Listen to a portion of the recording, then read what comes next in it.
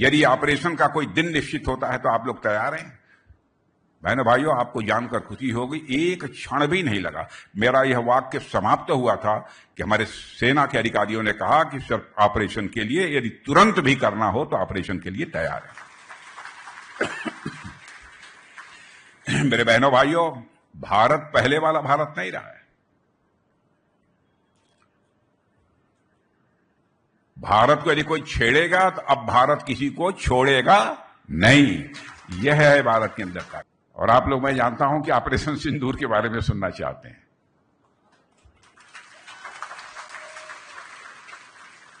मुझे किसी ने बतलाया कि साहब और कुछ नहीं, ऑपरेशन सिंदूर के बारे में सुनना चाहते हैं। ऑपरेशन सिंदूर तो हो गया। आपने देखा कि पहलगाम में आकर उन आतंकवादियों ने धर्म पूछ के हमारे लोगों को मारा, लेकिन भारत के लोगों का दिल कितना बड़ा है ये देखिए। हमारे सेना के जवानों ने यदि उनको मारा तो धर्म पूछकर नहीं मारा, उनका कर्म देखकर मारा। यह है भारत और दुनिया के दूसरे देशों में। हमने वहां किसी सिविलियन इस्टेब्लिशमेंट के ऊपर कोई आक्रमण नहीं किया। जहां पर आम नागरिक पाकिस्तान के थे वहां पर आक्रमण हम लोगों ने नहीं किया। हम लोगों ने यहां पर मिलिट्री इस्टेब्लिशमेंट था वहां पर आक्रमण नहीं किया। जो आतंकवादियों के केंद्र थे वहीं पर हम लोगों ने आक्रमण किया, क्योंकि हम जानते हैं उस परंपरा को हम लोग पालन करने वाले हैं। जब आपने पढ़ा होगा रामायण में, जब हनुमान सारी रावण की वाटिका में तोड़ फोड़ करने के बाद लंका में जब सीता जी को बंदी बनाकर ले गए थे, रावण ले गया था, जब सीता जी के पास पहुंचे हनुमान जी, तो सीता जी ने पूछा, ए हनुमान, तुमने क्या कर दिया? इतनी तोड़ फोड़ कर दी, क्या जरूरत थी इसकी? इतने लोगों को मार डाला, क्या जरूरत थी इसकी? सीता जी ने हनुमान जी से कहा। तब हनुमान जी ने बहुत ही विनम्रता के साथ सीता जी से कहा कि हे माते, जिन मोहि मारा तिन मोहि मारे।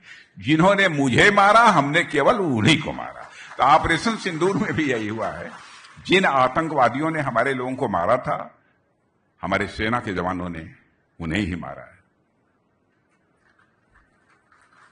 देखिए, युद्ध में भी नैतिकता का पालन किया जाना चाहिए। यह भारत की परंपरा रही है और आधुनिक युग में भी नैतिकता का पालन यह भारत करता है। मेरे बहनों भाइयों, भारत के सेना के जवान करते हैं। और मुझे सचमुच रक्षा मंत्रालय में पिछले 6-6.25 वर्षों से मैं काम कर रहा हूं। मैं देखता हूं अपने जवानों को, अपने अधिकारियों को, मुझे बेहद खुशी होती है। क्या जज्बा है, क्या जुनून है। 22 तारीख के बाद, 22 तारीख को पहलगाम की घटना घटित हुई है। वहां मारे गए 26 लोग आतंकवादियों के द्वारा।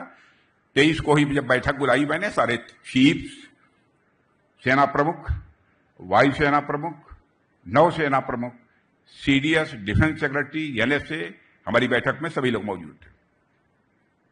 जाते ही बैठते ही चेयर पर मैंने पहला सवाल किया, यदि ऑपरेशन का कोई दिन निश्चित होता है तो आप लोग तैयार हैं? बहनों भाइयों, आपको जानकर खुशी होगी, एक क्षण भी नहीं लगा। मेरा यह वाक्य समाप्त हुआ था कि हमारे सेना के अधिकारियों ने कहा कि सर, ऑपरेशन के लिए यदि तुरंत भी करना हो तो ऑपरेशन के लिए तैयार है। मेरे बहनों भाइयों, भारत पहले वाला भारत नहीं रहा है। भारत को यदि कोई छेड़ेगा तो अब भारत किसी को छोड़ेगा नहीं। यह है भारत के अंदर का। और भारत तो अब तेजी के साथ सारी दुनिया में आगे बढ़ रहा है। अंतर्राष्ट्रीय जगत में भारत की प्रतिष्ठा बढ़ी है। पहले भारत के बारे में दुनिया के दूसरे देशों में चर्चा होती थी भारत कमजोर भारत है, वहां गरीबों का भारत है। लेकिन अब दुनिया में धारणा बदल गई है। भारत पहले वाला भारत नहीं रहा। अंतर्राष्ट्रीय जगत में भारत का कद बढ़ा है। पहले अंतर्राष्ट्रीय मंचों पर भारत कुछ बोलता था तो भारत की बातों को दुनिया के देशों के द्वारा जिस गंभीरता पूर्वक लिया जाना चाहिए नहीं लिया जाता था। लेकिन आज भारत यदि अंतर्राष्ट्रीय मंचों पर कुछ बोलता है तो दुनिया कान खोलकर सुनती है भारत बोल क्या रहा है, यह भारत की हैसियत बनी। अब मैं बहुत विस्तार में नहीं जाना चाहता कैसे बना है, क्या बना है। इसमें हमारे समस्त देशवासियों का योगदान है। हमारे प्रधानमंत्री का बहुत ही सशक्त और प्रभावी नेतृत्व है। और आप देखते नहीं हमारे प्रधानमंत्री के बारे में, दुनिया का देश चाहे जो भी कर ले, कितना भी ताकतवर, झुकते नहीं है। कुछ लोग कहते हैं हम झुकते भी नहीं, टूटते भी नहीं, लेकिन हम पूरी तरह से आश्वस्त हैं, न झुकेंगे न टूटेंगे। हमको कोई तोड़ भी नहीं सकता। यह है भारत के अंदर कुव्वत। धन दौलत के मामले में 2014 के पहले हम दुनिया के देशों में 11वें स्थान पर थे। अब आपको जानकर खुशी होगी, करिश्माई काम किया है हमारे देश की सरकार ने, हमारे प्रधानमंत्री ने। धन दौलत के आकार के मामले में से इकोनॉमी की साइज बोलते हैं। हमारा भारत जो दुनिया के देशों में 11वें स्थान पर था 2014 में जब हम लोग की सरकार बनी थी, आज वह जंप लेकर दुनिया के देशों में 4थे स्थान पर आ गया है। और सर्वाधिक तेजी से आगे बढ़ने वाली अर्थव्यवस्था किसी देश की है, मेरे बहनों भाइयों, सीना ठोक कर कह सकते हो केवल और केवल भारत की है।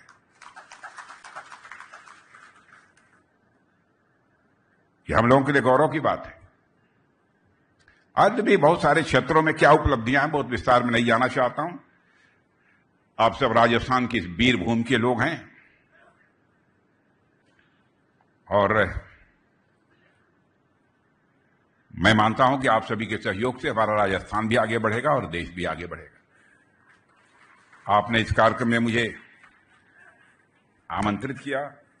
वैसे आमंत्रित ना भी कहते, आप कह देते कि हम इतने लोग इकट्ठा हो रहे हैं, आप चलिए, तो मैं चला आता। लेकिन आगे भी मुझे दिल्ली बहुत ही जल्द पहुंचना है, इसलिए अब इससे ज्यादा मैं नहीं बोलूंगा। मुझसे तो कहा गया कुछ नहीं बोलना है, बस जाके खड़े हो जाइए, चले आइए। लेकिन आप लोगों से मिलकर मुझे बेहद खुशी हुई है और महाराजा गज सिंह जी के प्रति मैं हृदय से सम्मान व्यक्त करता हूं।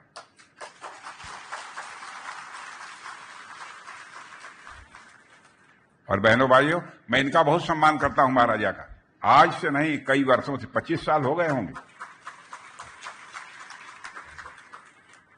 और आपके सांसद तो एकदम कमाल करते हैं।